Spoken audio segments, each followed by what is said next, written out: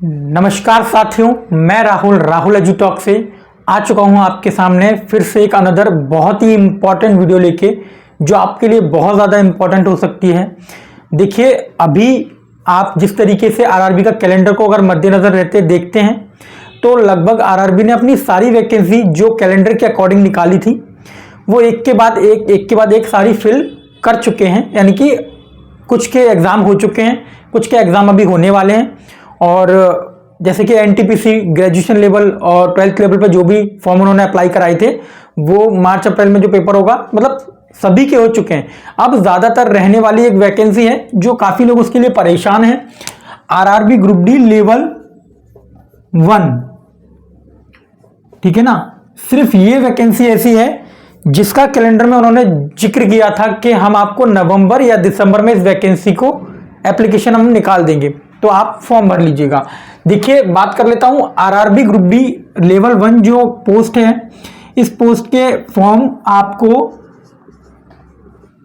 30 नवंबर यानी कि लगभग आज, और 30 नहीं तो 2 दिसंबर को नोटिफिकेशन रिलीज हो जाएगा। ठीक है ना, नोटिफिकेशन रिलीज हो जाएगा और आपको इस वैकेंसी को देखने को मिलेगी। अब कई लोगों के मेरे पास प्रश्न है कि सर कितनी वैकेंसी आएंगी, किस तरीके से रहने वाला है, जरा एक बार हमें समझा दीजिए ताकि हम जब भी फॉर्म एप्लीकेशन आ जाए तो हम 1% भी हमें डाउट ना हो और हम फॉर्म को अच्छे से भर पाएं। तो देखिए, ये वीडियो इसी के मद्देनजर रख के बनाया गया है कि आपको किसी भी प्रकार की प्रिपरेशन या परेशानी नहीं हो प्रिपरेशन करते वक्त। तो बात कर लेते हैं पूरे नोटिफिकेशन के बारे में, क्योंकि देखिए कोई भी फॉर्म अगर हम सबसे पहले तैयारी बाद में करेंगे। आप अगर फॉर्म आपको भरना है तो पहले पूरी इंफॉर्मेशन होनी चाहिए कि मुझे फॉर्म किस तरीके से भरना है, क्या मैं उसमें डालूंगा, कैसे क्या होगा, जिससे क्योंकि आप तैयारी करने का कोई मतलब नहीं है अगर आपने फॉर्म गलत तरीके से भर दिया और आपका फॉर्म रिजेक्ट हो गया तो। ठीक है, तो सारी बात करेंगे कैसे क्या फॉर्म एप्लीकेशन में मांगा जाता है, क्या क्या नीड रहेगी आपको, क्या क्या एलिजिबिलिटी क्राइटेरिया है, सारी बात करेंगे। ठीक है, तो आ जाइए बात कर लेते हैं। 2 तारीख से मैंने आपको बोल दिया, 2 तारीख को या फिर आज 30 यानी कि शाम को 6 बजे समथिंग भी आ सकता है या रात को भी आ सकता है। नोटिफिकेशन का कोई टाइम नहीं होता ऐसा। लेवल 1 में काउंट होती है ये नौकरी, आरआरबी ग्रुप डी लेवल 1 में आती है। ठीक है, हाँ, जैसे कि एएलपी लेवल 3, 4, 5 इस तरीके से लेवल 1 में आने वाली जॉब है आरआरबी ग्रुप डी। ठीक है, तो देखिए फर्स्ट इसका जब नोटिफिकेशन आएगा तो बात कर लेते हैं नोटिफिकेशन में क्या क्या रहने वाला है। ये पहले बता दूं आपको, इसके एलिजिबिलिटी क्राइटेरिया की बात कर लेते हैं। तो जो अभी तक बात चल रही है 10th इसमें आपको पास होना चाहिए विथ 50% मार्क्स। कई लोग पूछते हैं कि मेरा 50% नहीं है, मैं फॉर्म अप्लाई कर पाऊंगा नहीं कर पाऊंगा। देखिए उस कंडीशन में हम बात कर लेते हैं कि अगर आपका यहां पे 50% नहीं है, ठीक है ना, तो आपकी सेकेंडली कोई डिग्री होनी चाहिए, जैसे कि आपने 12th कर लिया है। ठीक है ना, 12th अगर है और 12th में आपका 50% से थोड़ा बहुत कम है तो चल जाएगा। ठीक है ना, कोई दिक्कत नहीं है, 49 वगैरह है। और या फिर इसके साथ अगर आपने आईटीआई कर रखा है तो भी चल जाएगा। ठीक है, कंडीशन क्या रहने वाली है, कुछ लोग पूछ रहे थे मैंने आईटीआई नहीं करी है, मैंने ओनली 10th किया हुआ है, मैं इस फॉर्म को डाल पाऊंगा क्या। उस कंडीशन में बात कर लेते हैं। मैं पहले भी बोल चुका हूं, कुछ post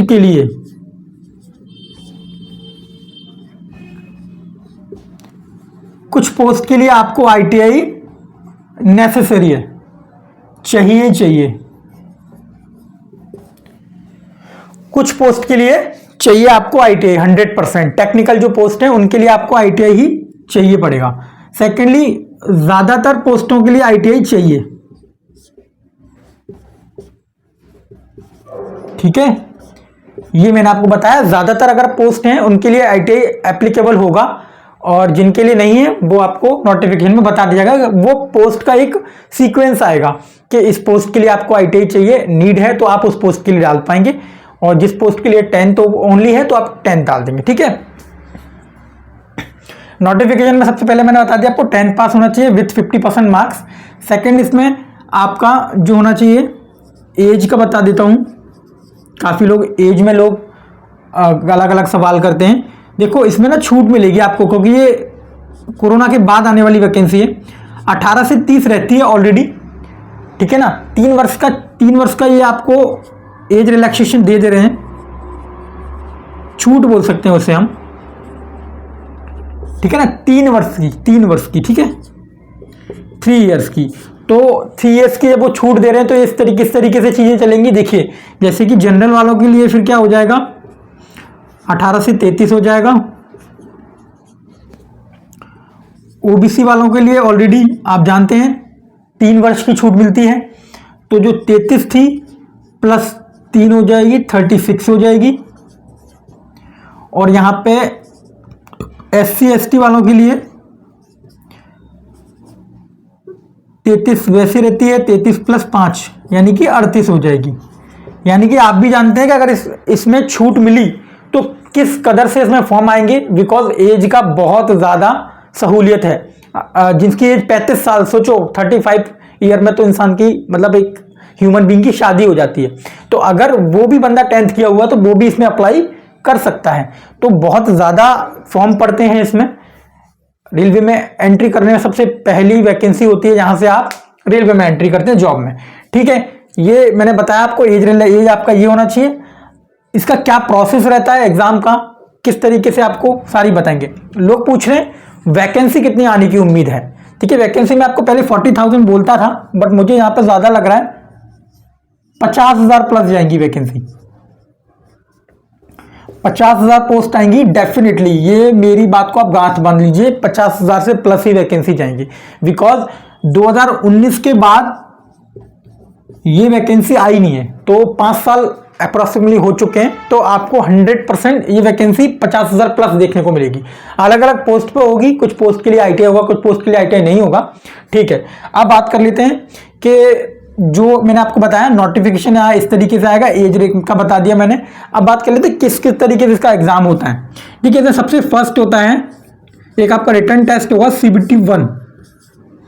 CBT1 computer based test, ये आपका टेस्ट होगा, ठीक है। इसमें किस तरीके से क्वेश्चंस वगैरह रहते हैं,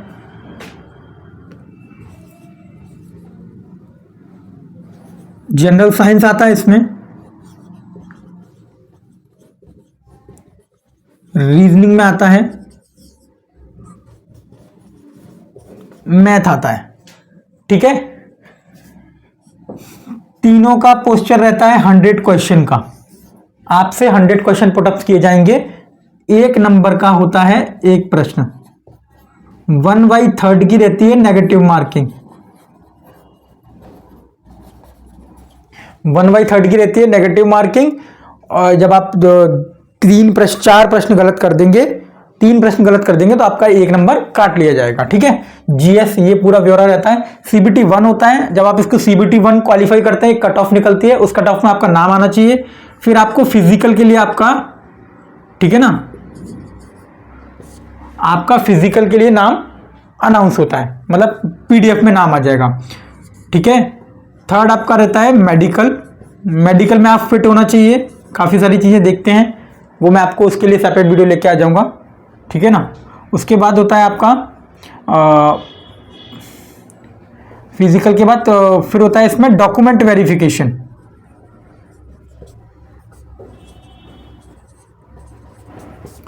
ये 4 प्रोसेस से निकलती है ये भर्ती।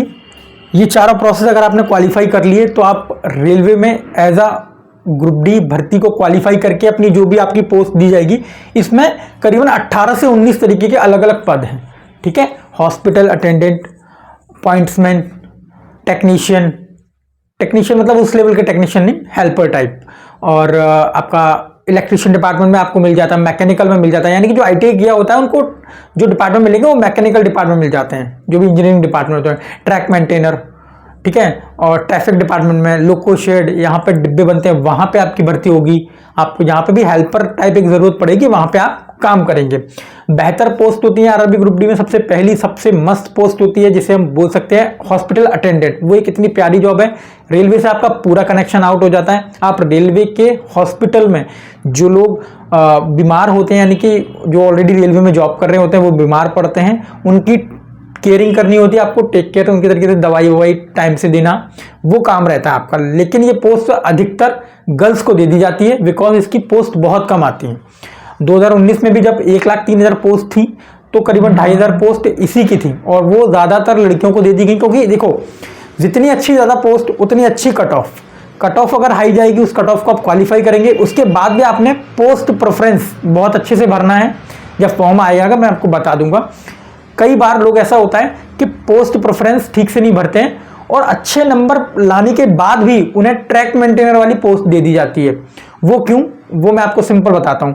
जैसे मान के चलो पोस्ट प्रेफरेंस पूछा जाता है आपसे, एक ऑप्शन होता है हमेशा एक फॉर्म में पोस्ट प्रेफरेंस का, ठीक है। अब पोस्ट प्रेफरेंस में क्या है ना, अलग अलग कैटेगरी में जो जॉब्स हैं उनमें आपको पूछा जाता है कि आप अगर सबसे पहले प्रेफरेंस किसको देना चाहते हैं, प्रेफरेंस किसको देना चाहते हैं। अब जैसे मैंने मान के चलो फॉर्म जब डाला था तो मैंने सबसे ऊपर जो पोस्ट रखा था वो मैंने हॉस्पिटल अटेंडेंट रखा था, बिकॉज मैं पहले से जानता था कि ये पोस्ट कैसी है। बहुत ही अच्छी पोस्ट होती है, बिल्कुल वर्कलोड नहीं रहता है और इजीली आप बिल्कुल अच्छे से रहते हैं, कोई धूप छांव वाला काम नहीं है। आप हॉस्पिटल में अंदर डॉक्टर के साथ रहेंगे, तो वो मैंने डाला। उसके बाद सेकंड पे मेरा डाला था लोकोसेड, यानी कि जहां डिब्बे बनते हैं वहां। तीसरे पे डाला था मेरा पॉइंट्समैन। तो मेरी कट ऑफ मेडिकल स्टूडेंट के लिए क्वालिफाई नहीं थी, ठीक है ना, वहां पे ज्यादा नंबर मांग रहे थे, वो थोड़ी सी कम थी। तो फिर मेरे पास दो ऑप्शन आ गए, लोकोसेड के या पॉइंट्समैन के। तो मैंने पॉइंट्समैन को चूज कर लिया। काफी बार मैंने इन्फॉर्मेशन लेके कि कैसी जॉब होती है, क्या होती है, मेरे एक मिलने वाले थे उनसे पूछा तो उन्होंने बताया कि पॉइंट्समैन बेस्ट ऑप्शन हो अगर आप स्टेशन पे काम करना चाहते हैं। तो मैं आपको बता दूं ये बहुत ही अच्छी पोस्ट है, बहुत ज़्यादा वर्कलोड नहीं रहता है आपके लिए, कभी कभी आ जाता है, बाकी बहुत सिंसियरली जॉब अगर पॉइंट्समैन पद आपका आ जाता है। हॉस्पिटल अटेंडेंट तो और बढ़िया है। अगर hospital out of the 100 of 100 में आपको दूंगा अगर आप हॉस्पिटल अटेंडेंट में आप ज्वाइन कर लेते हैं, बहुत ही अच्छी पोस्ट है। तो देखिए सीबीटी वो पोस्ट प्रेफरेंस में जैसे मान के चलो मैंने ये भरा, तो अब कई बार क्या होता है लोग नॉलेज नहीं होती, पोस्ट प्रेफरेंस में ट्रैक मेंटेनर को टॉप पे रख देते हैं और कट ऑफ भी क्वालिफाई करते हैं। अब मान के चलो 67 नंबर आए और 10 नंबर का आपको ग्रेस मिला या नॉर्मलाइजेशन मिला और 77 पे कट ऑफ लगी ट्रैक मेंटेनर की, ठीक है। आपने पोस्ट प्रेफरेंस कट ऑफ लगी थी पॉइंट्समैन की भी 75 पे, लेकिन आपने क्या किया, आपने ट्रैक मेंटेनर को फर्स्ट प्रेफरेंस दे दी। अब आपको नॉलेज नहीं है तो तभी कहते हैं जब फॉर्म भरो एक बार चेक करो, वीडियोस वगैरह लोगों की देखो, यूट्यूब पे इतना सारा कंटेंट है। तो अगर आपने पोस्ट प्रेफरेंस ट्रैक मेंटेनर को दे दी और ट्रैक मेंटेनर के मार्क्स भी आपसे क्वालिफाई है और पॉइंट्समैन के क्वालिफाई है, लेकिन आपने वो देखेगा, रेलवे बोर्ड देखेगा, भर्ती बोर्ड, कि आपने पोस्ट प्रेफरेंस ट्रैक मेंटेनर को दे रखी है और ट्रैक मेंटेनर के आप नंबर भी क्वालिफाई है, तो वो आपको आपकी बेहतरीन सलूहत के लिए कुछ नहीं पूछेगा, ट्रैक मेंटेनर की पोस्ट आपको अलॉट कर देगा। तो आप समझे इस बात को कि अगर आप एक अच्छे नंबर पाके एक अच्छी जॉब, मतलब डिपार्टमेंट वही है लेकिन हाँ वेतन का तालमेल थोड़ा सा ऊपर नीचे है अकॉर्डिंग टू योर अलाउंस। अगर आप ट्रैक मेंटेनर बनते हैं तो आपको एक रिस्क अलाउंस एक्स्ट्रा मिलता है जिसका करीबन 4 से 5,000 रुपीज एक्स्ट्रा होता है। यानी कि जो मेरी सैलरी होगी अगर ट्रैक मेंटेनर ठीक से वर्क करेगा और पूरे महीने आता है तो उसको भत्ते मेरे से ज्यादा मिलते हैं, सैलरी उसकी मेरे से ज्यादा बनती है। वहीं अगर आप हॉस्पिटल अटेंडेंट है तो वहां पे आपकी सैलरी पॉइंट्समैन से भी थोड़ी सी कम बनेगी। तो ये वेरी करता है आपके डिपार्टमेंट पे, आप किस डिपार्टमेंट में जाते हैं वहां पे वेरी करता है।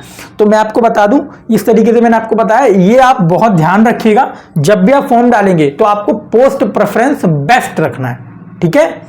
चलिए आगे बात कर लेते हैं कि पोस्ट प्रेफरेंस मैंने आपको बता दिया बेस्ट रखिएगा। 18 से 30 साल, सिंपल लॉजिक समझिए, ज्यादा बड़ी बड़ी चीजों में मत जाइए। 18 से 30 साल से अगर क्रॉस आपकी एज है तो आप डाल सकते हैं। 10th आपने किया हुआ हो, 50% मार्क्स आएंगे, अच्छी बात है। नहीं होंगे तो मैंने सेकंड ऑप्शन आपको बता दिया, ठीक है। फिजिकल आप बिल्कुल बेस्ट होना चाहिए बिकॉज रेलवे फिजिकल में बहुत मात खाता है। अगर आप लोगों का फिजिकल ठीक से नहीं है, कहीं से हड्डी टूटी है, आपका ब्रेन हैमरेज या की बड़ी ऑपरेशन हो चुका है, तो आप कहीं ना कहीं रेलवे की नजरों से बच नहीं पाएंगे और आपका मेडिकल में आउट हो जाओगे आप, ठीक है ना। चाहे फिर कितने भी एग्जाम निकाल लो, रेलवे आंखों को बहुत देखता है, आपके कान नाक को भी देखता है, सब देखता है। बेस्ट वो एक ऐसा कहते हैं ना, गवर्नमेंट नौकरी का मतलब यही नहीं होता है कि आप जॉब कर रहे हैं, कहीं ना कहीं एक इंसान ढूंढता है तो इसका मतलब ये है कि वो एक फ्रेश आदमी, मतलब जो इन चीजों में नहीं है, टैटू वगैरह नहीं लेते हैं वो, कोई भी टैटू है आपको हटवाना पड़ेगा या फिर एक्सेप्ट करेंगे तो कर लेंगे, छोटा मोटा हुआ तो, वरना टैटू अलाउड नहीं है। हड्डी वड्डी कहीं से टूटी है अंदर से, जॉइंट पेन वगैरह कुछ भी होता है वो चेक कर लेते हैं। मेडिकल अगर आपको क्वालिफाई नहीं है तो ये आप जॉब के आपके लिए एग्जाम निकालने के बाद भी नहीं हो पाएगी। तो आपको सारी चीजों पर काम करना पड़ेगा। आपको अपने मेडिकल स्टैंडर्ड पे काम करना पड़ेगा, आपको अपने एजुकेशन पे काम करना पड़ेगा, फिजिकल एफिशिएंसी टेस्ट होता है एक PEST, उस पर भी काम करना पड़ेगा। उसके लिए भी मैं आपको बता दूं क्या होता है। बॉयज़ के लिए देखो क्या क्राइटेरिया है फिजिकल का, आपको 1000 मीटर की वो रनिंग कराएंगे, जिसके लिए टाइम देंगे आपको 4 मिनट 15 सेकेंड, ठीक है। फीमेल के लिए रहता है, फीमेल के लिए रहेगा 800 मीटर या फिर शायद 1000, हाँ 1000 नहीं है, 1000 मीटर, और ये टाइम रहता है आपका 5 मिनट 40 सेकेंड, ठीक है फीमेल के लिए। ये जो टेस्ट है ये नॉर्मल रनिंग है। इसके अलावा एक और बेसिक्स आपका होता है 35 kg कुछ वेट होता है, रेत होती है या फिर वजन होता है, बजरी होती है, कुछ भी बोल लो। 35 किलो वजन आपको लेके 100 मीटर तक चलना है। ये इजीली क्वालिफाई हो जाता है, ये कोई दिक्कत नहीं है। यहीं पे अगर फीमेल को लेके मैं ध्यान रख के बात करूं तो फीमेल के लेके 20 kg, ठीक है ना, चलना होता है।